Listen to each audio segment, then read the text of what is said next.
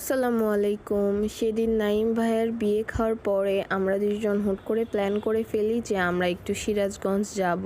Plan করা হয় অনেক আগে থেকেই, কিন্তু সময় হয়ে ওঠে না। এই জন্য দেখলাম যেহেতু চলে এসেছি তাহলে সিরাজগঞ্জ থেকে ঘুরে আসব।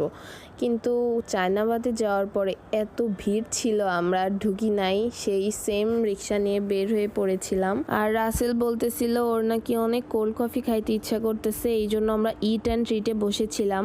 আসলে আমি যখন সিরাজগঞ্জ মেসে ছিলাম অনেক খাবার খাওয়া হতো এই রেস্টুরেন্ট থেকে। এদের খাবার মোটামুটি ভালোই। অর্ডার করার কিছুক্ষণের মধ্যেই কোল্ড কফি দিয়ে গেল। আর আমি নিজের জন্য অর্ডার করেছিলাম চিকেন বেকড পাস্তা আর রাইস বোল। আমি জানি না আমি কোন জায়গায় খাবার রাখবো, বাট বাইরের খাবার দেখলে আমার একটুও ভালো লাগে না, মনে হয় কখন খাবো। পাস্তাটা অনেক বেশি চিজি ছিল, একদম পুল হচ্ছিল চিজগুলো।